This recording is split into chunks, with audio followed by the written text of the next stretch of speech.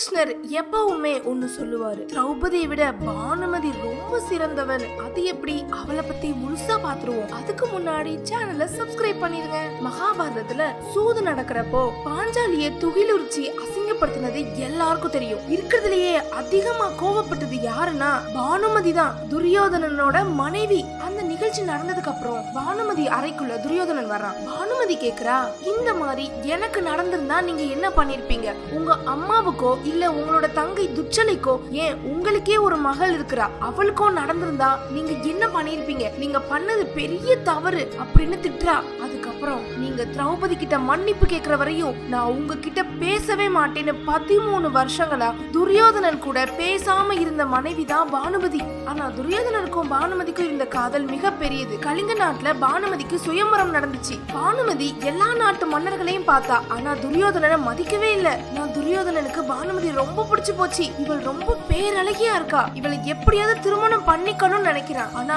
பானுமதி துரியோதனனை பார்க்கவே இல்ல. கோபமான துரியோதனன் பானுமதியை கடத்திட்டு வந்து திருமணம் பண்ணி வச்சுக்கிறான். பானுமதிக்கு முதல்ல துரியோதனன் மேல கோவம் இருந்தாலும் அவன் ஒரு சிறந்த வீரன். அதனால பானுமதிக்கு துரியோதனனை கொஞ்சம் கொஞ்சமா புடிச்சு போகுது. ஆனா துரியோதனனுக்கு மனசுக்குள்ள இவ சுயம்பரத்துல நம்மள மதிக்காம இருந்தவ தானே அப்படின்ற எண்ணம் அவள் உள் மனசுல இருந்ததுனால பானுமதி கிட்ட பேசாமலே இருந்தான். அப்போ பானுமதி ஒரு வசிய மருந்த கலந்து துரியோதனனுக்காக வச்சிருந்தான். ஆனா துரியோதனன் அதை குடிக்காம கீழே ஊத்த அத பாம்பு குடிச்சு அந்த பாம்பு பானுமதி பின்னாடி வந்துருச்சு. இத ஒரு நாள் துரியோதனன் பார்த்துட்டான். அப்போதான் பானுமதி, நான் உங்களுக்காக தான் இந்த வசிய மருந்த வச்சேன்னு சொல்ல துரியோதனனுக்கு அப்பதான் பானுமதி மேல இருந்த காதல் புரிஞ்சிச்சு. இப்போ குருஷேத்திர போரோட 18வது நாள் துரியோதனன் சாகர நிலைமையில கிடக்குறான். பானுமதி போர்க்களத்துக்கு ஓடி வந்தா, திரௌபதியை திட்டுறா, பீமனை திட்டுறா, நானும் சாக போறேன்னு சொல்றா. துரியோதனன் சொல்றான், நமக்கு ஒரு பெண் இருக்கிறா, அவளுக்காக நீ உயிர் வாழணும் பானுமதின்னு சொல்றான். சொல்லிட்டு அங்கேயே இறந்து போறான். ஆனா பானுமதி துரியோதனன் கூடயே சாகணும்னு முடிவு பண்ணா.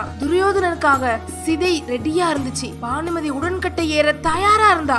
ஆனா அதுக்கு முன்னாடியே என்ன நடந்துச்சுன்னா, துரியோதனனோட சிதையில தீ வச்சாங்க. இப்போ பானுமதி தன்னோட 2 கைகளையும் வானத்தை உயர்த்தி கும்பிடுறா. சிவபெருமானே, இந்த உயிரை ஏத்துக்கோங்க அப்படின்னு கும்பிடுறா. வானத்து மேகங்கள் எல்லாம் இருண்டுச்சு, இடியும் மின்னலும் மாறி மாறி விழுந்துச்சு. பானுமதியோட உடல்ல இருந்து ஆவி பிரிஞ்சு வானத்துக்கு போச்சு. கருமேகம் மறைஞ்சது.